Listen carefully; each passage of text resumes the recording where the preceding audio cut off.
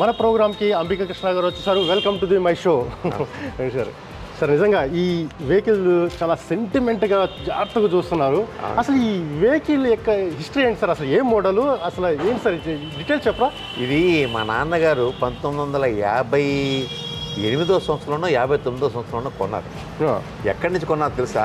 గుణదల మాత ఉంది కదా విజయవాడ దగ్గర, ఆ చర్చ్ అది ఉంది కదా, వాళ్ళ దగ్గర నుంచి కొన్నారు. దానికి ఇప్పుడు ఇటుపక్క అద్దాలు కూడా ఉండి, ఈ అద్దాలు తోటి కొనుక్కొచ్చారు.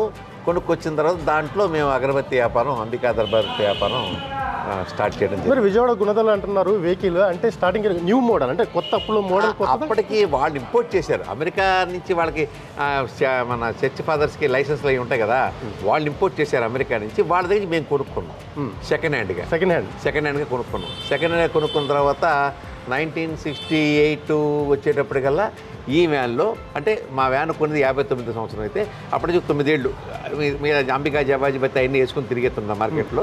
దర్బార్ బత్తి వచ్చి పూర్తిగా నా వ్యాన్ నా యొక్క స్వాధీనంలోకి వచ్చేసింది. ఈ వ్యాన్లో నేను సుమారుగా నేను ఎదురుగా చెప్పానండి 2 సంవత్సరాల పాటు తిరిగానండి. 2 సంవత్సరాల పాటు తిరిగినప్పుడు ఉదయం సూర్యోదయం ఈ వ్యాన్లో చూసేవాడిని, సూర్యాస్తమయం కూడా ఈ వ్యాన్లో చూసేవాడిని. ఒక్కొక్కసారి ఏమైపోయిందంటే కుట్లై కట్టేసేసిన తర్వాత రాత్రి 10ంటికి వెళ్ళి ఎక్కడన్నా ట్రావెల్స్ బంగ్లాలో పడుకుందామంటే రూమ్ లేకపోతే వ్యాన్లోనే నిద్రపోయిన రోజులు కూడా ఉన్నాయి. ఓకే, వ్యాన్లోనే నిద్రపోయి మళ్ళీ పొద్దునే ఆ ట్రావెల్స్ బంగ్లాసు R&B బంగ్లా దగ్గరికి వెళ్ళి అక్కడ నూతిలో నీటితో తోడుకుని స్నానం చేసి మళ్ళీ తర్వాత అంబికా దర్బార్ పొలలిగిచ్చి మార్కెట్కి వెళ్ళటం. ఇలా అనంతపురం నుంచి ఇచ్చాపురం దాకా ఈ వ్యాన్లో 2 ఇయర్స్ పూర్తిగా తిరిగాను బాబు. అందులో ఈ వ్యాన్ అంటే మా ఫ్యామిలీలో ఒక భాగం. మా పిల్లల్ని ఏ రకంగా చూసుకుంటామో మా ఫ్యామిలీలో ఏ రకంగా చూసుకుంటామో ఈ వ్యాన్ కూడా అలాగే చూసుకుంటాం. అంతేకాదు ఇప్పుడు దీనికి రంగేసింది. ఇది ప్రతి 2 సంవత్సరాలకు వస్తే దీన్ని రంగు వేయించుకుంటాం. నా సెంటిమెంట్ ఇది. ఈ వ్యాన్ కొన్నప్పుడు ఇదే రంగు ఉంది, ఇప్పటికి కూడా ఇదే రంగు మెయింటైన్ చేస్తాం. ఇదే రంగుని ఎలా మెయింటైన్ చేస్తూ ఈ వ్యాన్ ఇలా చూస్తే నాకు ఒక తృప్తి. దాంట్లో గడిపినటువంటి ఆ రోజులన్నీ కూడా ఇప్పటికి కూడా నేను ఒకసారి ఆలోచిస్తుంటే రింగులాగా అదొక అనుభూతి. అంటే నేనేం చెప్తున్నానంటే అండి, ఆ భగవంతుడి యొక్క ఆశీర్వచనం ఉంది కాబట్టే ఈ వ్యాన్ ద్వారా అంబికా దర్బార్వతి నేను అమ్మి, ఈ వ్యాన్ ద్వారా అంబికా దర్బార్వతి ఇంత పాపులర్ అయ్యి ఈ వ్యాన్ ద్వారా మేము ఈ స్థాయికి వచ్చాం అనేది నా సెంటిమెంట్. అందువల్ల దాన్ని పూర్తిగా మేము ఎంతో ప్రేమగా చూసుకుంటున్నాం.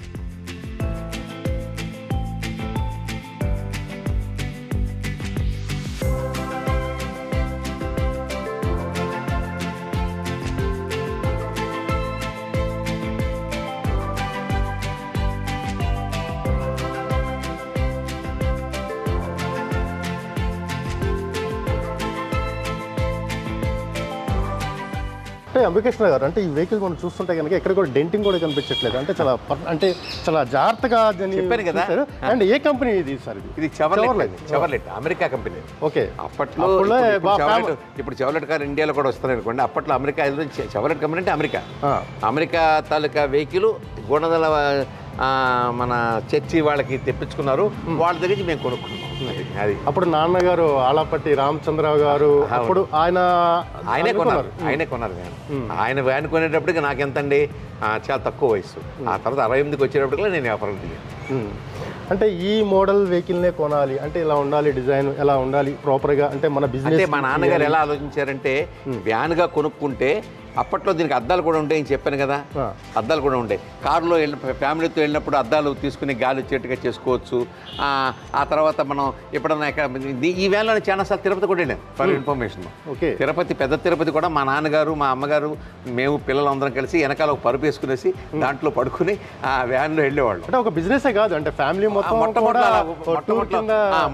ఆ రకంగా ఉపయోగించేవాళ్ళం. ఆ తర్వాత అద్దాలు తీసేసి స్టాక్స్ పెట్టాలని చెప్పేసి అద్దాలు తీసి దానికి అటు ఇటు రేకులు వేసేసేసి పూర్తిగా వ్యాపారం కోసం మాడేసాం. ఇక అప్పటి నుంచి తింటాం మానేసాం. ఈ వ్యాన్లో తిరుపతిలో నేను నాకు బాగా జ్ఞాపకం ఏంటంటే అండి, 1961 సంవత్సరంలోనో 62వ సంవత్సరంలోనో తిరుపతిని వెళ్ళినప్పుడు ఈ వ్యాను డైరెక్ట్గా గర్భగుడి ముందుకు వచ్చేసింది వ్యాన్. అప్పట్లో ఇంత ఇది జనం ఉండదు లేదు కదా, అంతగా ఉండేది. ఆ తర్వాత తిరుపతి బాగా దేవస్థానం పెరిగిపోయింది ప్రపంచవ్యాప్తంగా. ఇవాళ సృష్టికి ఆయన ప్రతి సృష్టి చేస్తాడు శ్రీ వెంకటేశ్వర స్వామి గారు, కాబట్టి దాని గురించి చెప్పాల్సిన పని లేదు.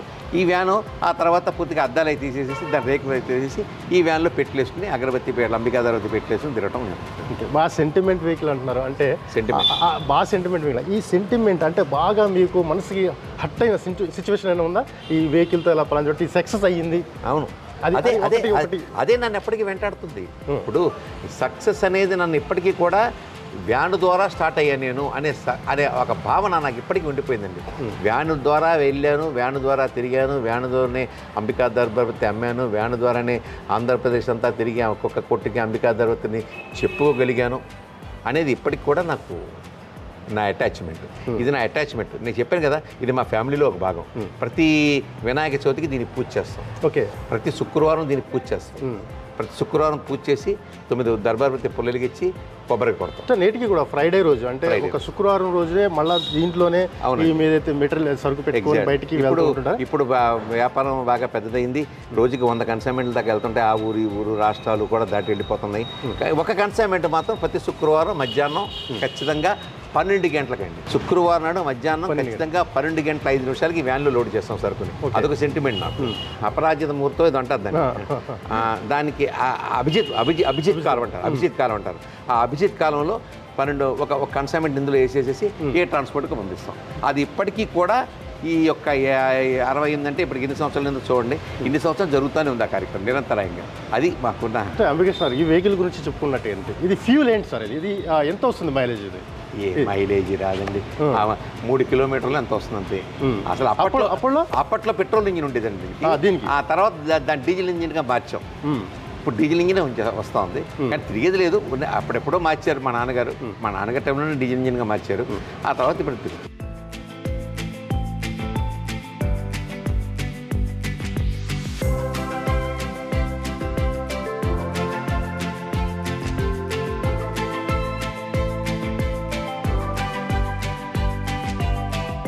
మీరు లాంగ్ జర్నీ చేశారు కదా ఈ వెహికల్లో, లాంగ్ జర్నీ మీకు పెట్రోల్ ఉన్నప్పుడు అంత మైలేజ్ ఎంత వచ్చింది? అప్పుడు కూడా అంతేనండి. అప్పుడు కూడా 4 కిలోమీటర్లు 7 కిలోమీటర్లు వచ్చారండి. 7 కిలోమీటర్లు. అప్పట్లో పెట్రోల్ రేట్ ఎంత బాబు? 1968లో పెట్రోల్ రేట్ అంతా చాలా తక్కువ ఉండేది. ఆ తర్వాత పెరిగిపోయింది. అంటే స్పెసిఫిక్గా ఈ వెహికల్ అంటే దీని తర్వాత అంటే మోడల్స్ కూడా చాలా వచ్చాయి. ఇప్పుడు ఆ సెంటిమెంట్ ఫాలో అవుతూ కూడా ఇప్పుడు వ్యాపారం మీద కూడా విస్తరించింది. సో వెహికల్స్ మార్చారా ఇంకా వేరే వాడుతున్నారు? ఇప్పుడు మాకు వెహికల్స్తో పని లేదు కదండి, అంతా డిస్ట్రిబ్యూటర్స్. ఏ ఊరికి ఆ ఊరు లారీ ట్రాన్స్పోర్ట్, ఎస్ఆర్ఎంటీ, లేకపోతే బిఎంపిఎస్, లేకపోతే రకరకాల ట్రాన్స్పోర్ట్స్ ఉన్నాయి, వాళ్ళ ద్వారా పంపిస్తాం.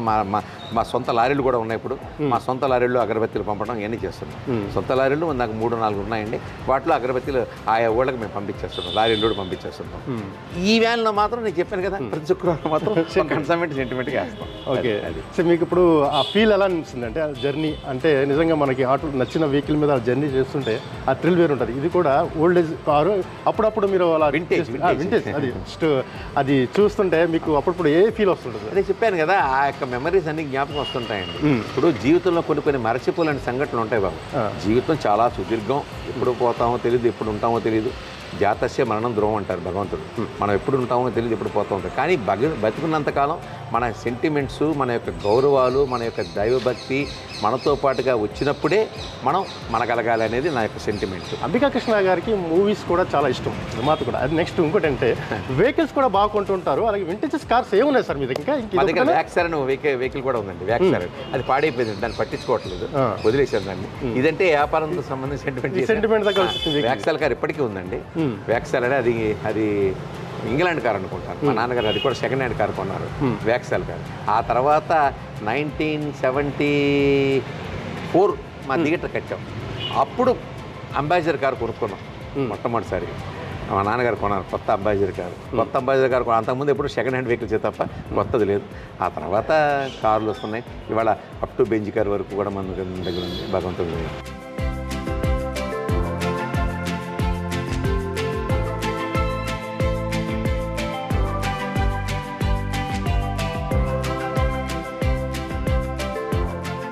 అంటే మీ దగ్గరికి చాలా మంది సినీ రాజకీయ ప్రముఖులు కూడా చాలా మంది వస్తుంటారు.